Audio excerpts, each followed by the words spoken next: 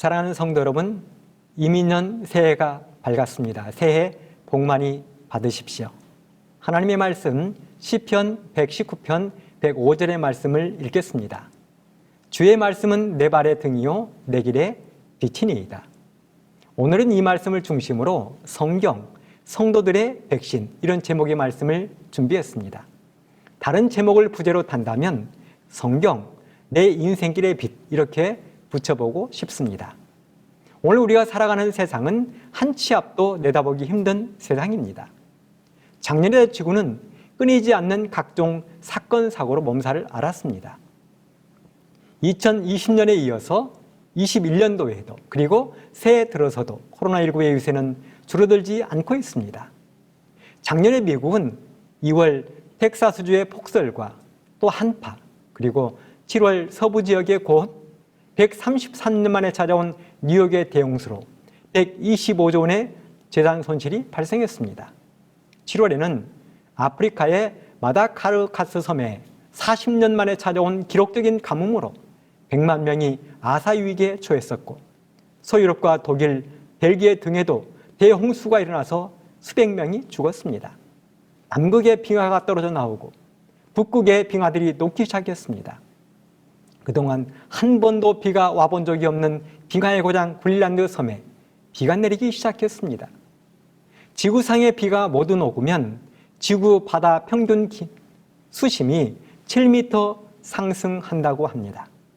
1m만 상승해도 큰일인데 7m가 상승하면 바닷가 도시 대부분은 수몰되고 말 것입니다. 한 보고서에 의하면 2030년이 되면 우리나라의 인천공항과 부산이 물에 잠기는 일들이 발생할 것이라고 무서운 경고를 하기도 했습니다. 우리나라도 앞으로 기온이 40도 이상 오르는 일들이 흔해질 것이고 봄과 가을도 없어질 것이라고 했습니다. 이렇게 가다가는 예수님의 재림이 없어도 지구는 알아서 멸망당하고 말 것입니다. 이런 어둡고 혼란한 시대를 우리가 살아가고 있는데요. 이러한 때에 우리의 미래를 확실하게 비추어줄 해결책은 어디에 있을까요? 어떻게 하면 새로운 2022년도에도 변함없이 예수님의 재림을 기다리며 어떠한 시험과 유혹에서 승리할 수 있을까요? 어떤 백신을 우리 성도들이 맞아야, 재림 성도들이 맞아야 죄로부터 안전하게 믿음을 지켜갈 수 있을까요? 저는 바로 그 해답을 오늘 시작하면서 읽은 성경 말씀에서 찾았습니다. 주의 말씀은 내 발의 등이요 내 길의 빛이니이다. 그렇습니다. 하나님의 말씀의 백신을 맞는 것입니다. 코로나를 물리치기 위하여 사람들이 화이자, 모더나, 얀센, 아제 백신을 맞는 것처럼 우리 성도들은 죄로부터 안전하기 위하여 100% 효과 확실한 하나님의 말씀, 성경의 백신을 맞는 것입니다. 사랑하는 재림교회 성도 여러분, 저와 여러분들이 하나님께 얼마나 소중한 존재인지 생각해 보셨습니까? 교회증언 7권 138쪽에 보면 제7일 안식일 예수 재림 교인들은 세상으로부터 분리된 특별한 백성으로 하나님을 위해 선택되었다. 그분께서는 진리의 큰 절단기로 그들을 세상의 채석장에서 잘라내어 당신 자신과 연결시키셨다. 그분께서는 그들을 당신의 대리자로 삼으셨으며 구원의 마지막 사업에 있어서 당신을 위한 대사들이 되도록 부르셨다. 이제까지 인간에게 위탁된 것 가운데 가장 큰 진리의 부여와 하나님께서 인간에게 보내신 가장 엄숙하고 두려운 경고가 세상에 전해지도록 그들에게 위탁되었다. 그렇습니다. 저와 여러분은 세상으로부터 분리된 하나님이 특별히 선택한 하나님의 백성들입니다. 진리의 절단기로 세상의 채석장에서 잘라낸 구별된 백성들입니다. 하나님이 세상에 보내신 하나님의 대리자들입니다. 세상에 임할 하나님의 진노를 온 세상에 전할 하나님의 백성들입니다. 이런 우리들이 죄의 세상에서 안전할 수 있고 사명을 다하기 위하여 먼저 하나님의 말씀, 성경의 백신을 맞는 올해가 되기를 간절히 바랍니다. 어둡고 험한 세상, 어디가 어디인지 구분하기 힘들고 선과 악을 구분하기 힘들고 무엇이 옳고 그른지도 분간하기 어려운 이 세상, 언제 끝날 줄도 모르는 세상에서 성경은 내 길에 빛이라고 말씀하셨습니다. 그렇습니까? 우리 성도님들에게 성경은 어두운 세상길에 등이 되고 빛이 되셨습니까? 그렇게 성경 말씀을 성도님들의 앞길에 등으로 빛으로 삼기 위해 노력해 보셨습니까? 하나님의 말씀인 성경은 구약의 창세기로 시작해서 신약의 요한계시록까지, 하나님의 말씀인 성경은 구약 39권, 신약 27권에서 66권으로 구성되어 있습니다. 모세를 비롯한 구약 성경 기자 30명, 신약 성경은 바울을 비롯해서 10명 해서 총 40명이 기록을 했지요. 가장 오래된 창세기는 모세가 기원전 1500년부터 시작해서 신약의 요한계시록은 사도 요한이 기원 후 98년까지 약 1600년에 걸쳐서 완성을 시켰습니다. 그렇다면 성경의 저자는 누구입니까, 여러분? 디모데후서 3장 16절에 보면 모든 성경은 하나님의 감동으로 되었다고 기록했습니다. 그렇습니다. 성경의 저자는 하나님이며 그 감동을 받은 40여 명의 선지자들과 제자들이 기록한 것입니다. 그렇다면 성경이 기록된 목적은 어디에 있을까요? 왜 하나님은 우리에게 성경을 주셨을까요? 디모데후서 3장 15절에 보면 또 네가 어려서부터 성경을 알았나니 성경은 능히 너로 하여금 그리스도 예수 안에 있는 믿음으로 말미암아 구원에 이르는 지혜가 있게 하느니라, 이렇게 기록을 했습니다. 그렇습니다. 성경을 주신 목적은 너무도 명확합니다. 우리로 하여금 구원에 이르는 지혜를 주시고 구원에 이르는 길을 알려주기 위하여 말씀을 주셨습니다. 하늘 가는 우리들의 발걸음에 빛이 되도록 하신 것이 성경입니다. 한마디로 정의하자면 하늘 가는 참고서입니다.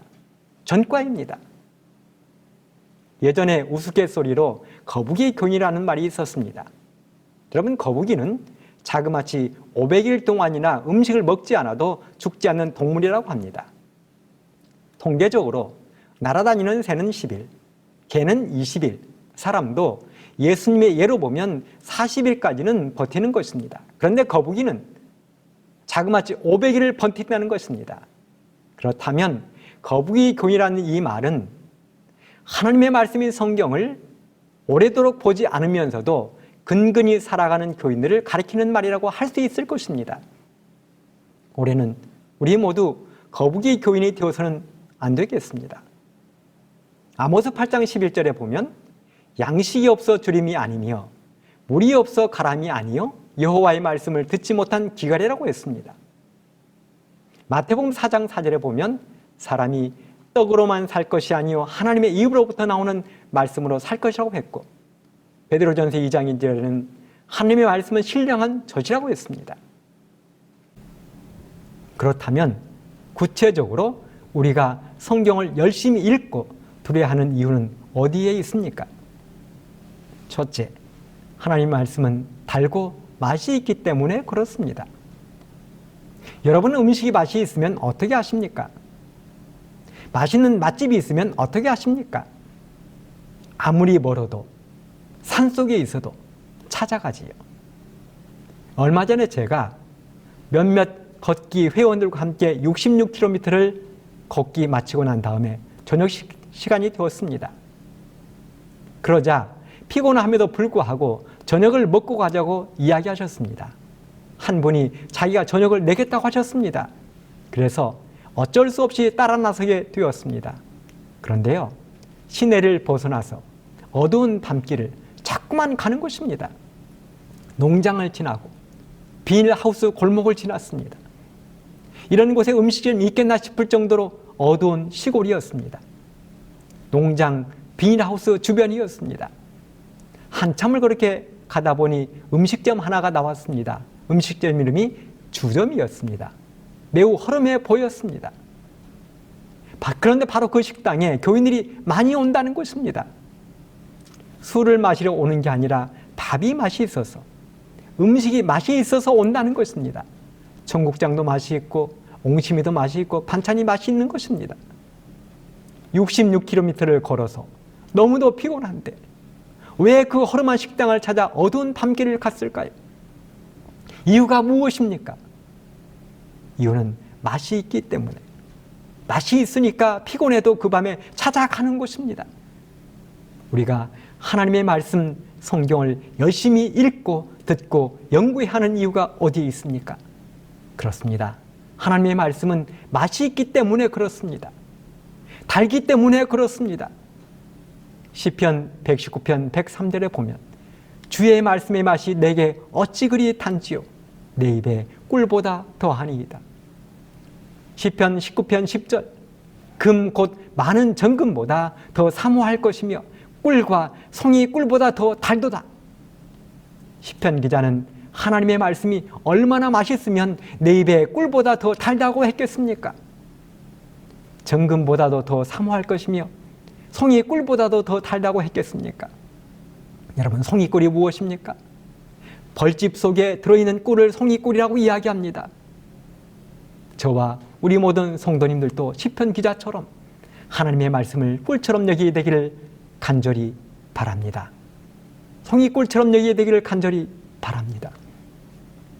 두 번째는 하나님의 말씀인 성경은 나를 살리기 때문에 그렇습니다.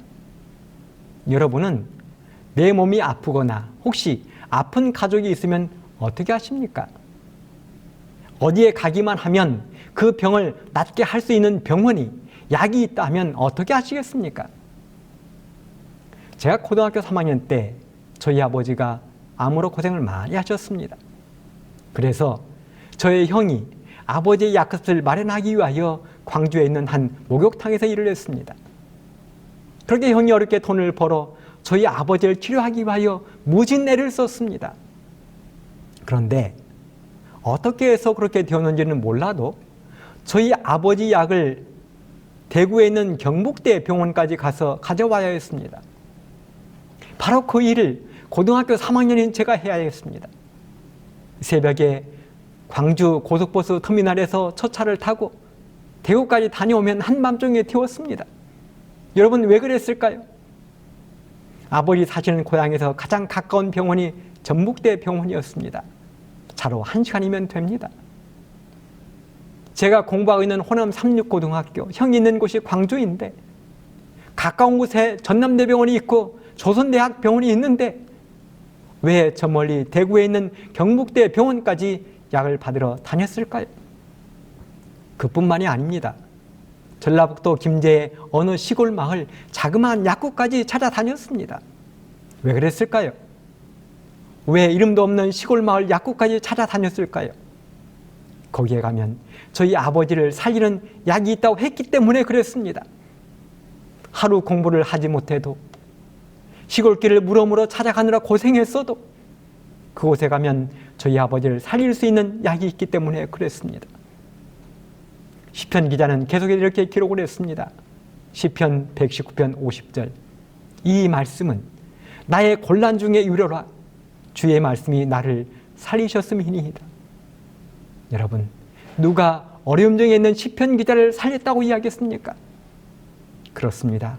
주의 말씀이 자신을 살렸다고 이야기했습니다. 사실 시편 119편은 작자가 누구인지 모르는 작자 미상의 시입니다. 그런데 그는 고백하기를 자신이 가장 힘들고 어려울 때, 곤란 중에 있을 때 자신에게 위로가 되고 자신을 살리는 것은 하나님의 말씀이라고 고백했습니다. 사랑하는 성도 여러분, 살고 싶으십니까? 그렇다면 시편 기자의 고백처럼 주의 말씀, 하나님의 말씀을 드십시오. 말씀의 백신을 맞으십시오. 그러면 어려움 중에 위로를 받고 환난 중에 힘을 얻고 영원한 죽음에서 해방될 것입니다. 그래서 성경은 우리의 꿈이 되고 희망이 되고 친구가 되고 우리의 모든 것이 되는 것입니다. 지금부터 400여 년 전에 영국의 암스트롱이라는 사람이 말과 양을 훔친 죄로 사형을 선고받게 되었습니다. 그렇게 그는 사형을 기다리며 감옥에서 희망 없는 하루하루를 보내고 있었습니다. 아무리 생각해 보아도 살아날 길은 보이지 않고 절망적이었습니다. 그런데 하루는 그의 귀에 영국의 왕이 제임스 1세가 학자들을 시켜서 킹 제임스 성경을 만들었다는 이야기를 들었습니다. 그는 하나님을 믿지도 않는 사람이었는데 그때부터 교도관에게 열심히 부탁했습니다. 자신은 사형스러워서 얼마 있지 않으면 죽을 텐데 죽기 전에 소원이 하나 있다는 것입니다. 그 소원은 바로 영국의 왕께서 만든 킹 제임스 성경을 한 번만 읽어보는 것이라는 것입니다. 그렇게 끈질기게 교도관에게 부탁을 하자 그 교도관이 왕에게 보고를 했습니다. 그러자 제임스 국왕은 너무나 기뻐서 성경 한 권을 가져다 주도록 하고 성경을 다 읽을 때까지 사형을 보류하도록 명령했습니다. 그렇게 성경을 받아든 암스트롱은 성경을 읽기 시작했습니다. 하나님을 믿고 하나님이 좋아서가 아니라 안 죽으려고 성경을 읽기 시작했습니다. 그러니 여러분 얼마나 천천히 성경을 읽었겠습니까? 하루에 한 장을 읽을 똥말똥 하는 것입니다. 그렇게 성경을 읽던 암스트롱은 자신도 모르게 삶이 변화되기 시작했습니다. 그는 감옥에서 모범스러워서 많은 사람들에게 감동을 주었습니다. 이 소식을 들은 제임스 국왕이 사형 기간을 300년 후로 연장해 주었고 그는 새로운 삶을 살았다는 것입니다. 성경은 이렇게 사람을 살립니다. 사람을 살립니다. 셋째, 성경은 나를 변화시킵니다. 히브리서 4장 12절에 보면 하나님의 말씀은 살았고 운동력이 있어 저의 날선 어떤 검보다도 예리하여 혼과 영과 및 관절과 골수를 찔러 쪼개기까지 하며 또 마음의 생각과 뜻을 감찰하나니. 하나님의 말씀인 성경은 살아있다고 했습니다. 죽어서 아무것도 못하는 무기력한 말씀이 아닙니다. 살아서 운동하고 읽는 사람에게 역사하며 읽는 사람을 변화시킵니다. 읽는 사람의 인생을 새롭게 바꿔버리는 놀라운 능력이 있습니다. 하나님의 말씀은 좌우에 날선 어떤 양날의 검보다 예리해서 내 인생의 죄로 인하여 썩고 문드러진 부분을 깨끗하게 도려낼 수 있습니다. 성경은 수술하는 외과 의사의 수술 칼보다도 훨씬 더 정밀하고 예리합니다. 얼마나 예리한지 감히 외과 의사가 상상도 못하는 우리들의 영과 혼과 골수까지 찔러 쪼개서 깨끗하게 수술해버립니다. 눈에 보이는 육체적인 질병뿐만 아니라 영혼의 병든 부분까지 치료해내는 것입니다. 루 월리스라는 사람이 있었습니다.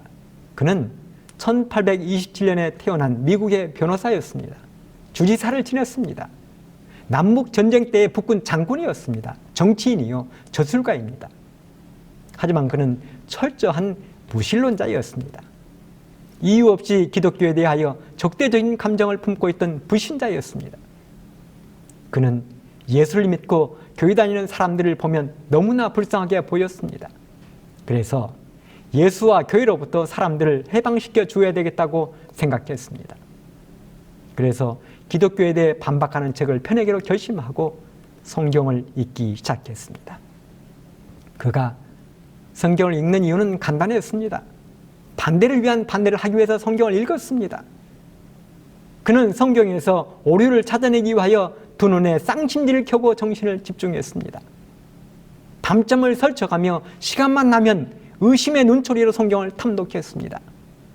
그런데 구약 성경을 다 읽고 가는데도 오류가 한 곳에서도 발견되지 않는 것입니다. 오히려 자신의 신념에 회의가 들기 시작했습니다. 예수님과 성경에 대해, 기독교에 대해 의심을 품고 적개심을 품는 것이 부끄러워지기 시작했습니다. 그리고 자신도 모르게 그의 마음속에 서서히 변화가 일어나기 시작했습니다. 그리고 신약 성경을 펼쳐 마태복음부터 읽기 시작하다가 사복음서를 다 읽고 난 후에 그는 마침내 십자가의 참혹한 장면 앞에서 무릎을 꿇고 회개했습니다. 그리고 이렇게 외쳤습니다. 예수님, 진정 예수님은 하나님의 아들이십니다. 그리고 저의 구세주이십니다. 마침내 그의 완악했던 마음이 예수님의 십자가의 사랑으로 눈 녹듯 사라지기 시작했습니다. 예수님을 믿고 교회에 다니는 것이 속박인 줄 알았는데 그것이 진정한 죄로부터의 자유, 해방이라는 것을 깨달았습니다. 그리고 그는 하나님의 사랑에 감동하여 예수님의 사랑과 속죄에 대한 작품을 만들었는데요. 그것이 바로 불후의 명작 배너입니다. 그리스도의 이야기입니다. 사랑하는 성도 여러분, 이 땅의 사람들, 어떤 사람도 이렇게 성경을 읽으면 그의 삶이 바뀝니다. 180도가 아닌 완전히 바뀝니다.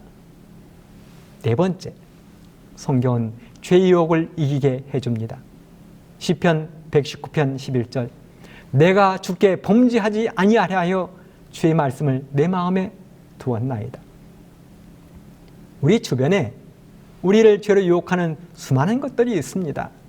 건강에 나쁜 술, 담배, 마약, 도박, 음란한 것들, 이기심, 사기, 강도, 절도, 시기. 그리고 우리는 그런 죄의 유혹에 너무도 쉽게 넘어질 때가 있습니다. 그런데 어떤 사람이 죄의 유혹에도 넘어지지 않고 당당하게 서 있다고 말씀하셨습니까? 예, 주의 말씀을 마음에 두는 자는 절대로 죄의 유혹에 넘어지지 않는다는 것입니다. 무디는 말하기를 성경은 죄를 멀리하게 하고 죄는 성경을 멀리하게 만든다고 이야기했습니다. 사랑하는 성도 여러분, 죄로부터 해방되고 싶으십니까? 성경을 가까이 하십시오. 다섯 번째, 성경은 좋은 것을 얻게 해줍니다. 우리 성도님들은 고아의 아버지 조지 뮬러 목사님을 잘 아실 것입니다. 그는 5만 번 기도해서 5만 번의 기도 응답을 받았습니다. 그는 15만 명의 고아를 오직 말씀과 기도로 먹여 살렸습니다. 그는 일평생 5만 번의 기도 응답을 받았지만 성경도 200번을 통독했습니다. 그런 뮬러 목사님에게 어느 날 기자 한 사람이 물었습니다. 목사님은 어떻게 그런 엄청난 일을 하실 수 있으셨습니까? 그러자 뮬러 목사님이 이렇게 대답했습니다. 내 사역의 모든 힘은 성경에서 시작되었습니다. 나의 영적 생활의 활력은 날마다 성경을 읽느냐 아니 읽느냐 하는 문제와 정비례합니다. 나는 이것을 66년의 삶을 통해 담대히 말할 수 있습니다. 처음 신앙생활을 시작한 3년은 성경의 소중함을 미처 깨닫지 못했습니다. 그 당시 나의 삶은 기쁨도 사명도 없는 죽은 사람과 마찬가지였습니다. 그 시기는 나의 인생에서 잃어버린 날들이었습니다. 그러나 성경을 매일같이 묵상하게 된 이후부터는 마음에 기쁨이 넘쳤고 하나님의 참된 사랑을 경험하게 되었습니다. 이런 뮬러 목사님은 5만 번의 기도를 통하여 그는 15만 명의 고아를 먹여 살리는 위대한 고아의 아버지가 되었습니다. 잠언 16장 20절에 보면 삼가 말씀에 주의하는 자는 좋은 것을 얻나니 여호와를 의지하는 자는 복이 있느니라. 사랑하는 재림 성도 여러분, 2022년을 시작하면서 우리 모두 하나님의 말씀인 성경 백신을 맞게 되기를 간절히 바랍니다. 봄의 1차, 여름의 2차, 가을의 3차, 겨울의 4차 백신을 맞읍시다. 하나님의 성경은 송이 꿀처럼 달고 맛이 있습니다. 하나님의 말씀은 죄로 죽어가는 우리들을 살립니다. 하나님의 말씀은 죄인을 의인으로 변화시킵니다. 하나님의 말씀은 우리에게 가장 좋은 것을 가져다 줍니다. 바로 그 성경을 사랑하고 읽고 듣고 연구하는 우리가 되어서 2022년도에 하나님에게 가장 가까이 다가가는 우리 모든 성도와 제가 되기를 간절히 바라면서 오늘 말씀을 마치도록 하겠습니다. 감사합니다.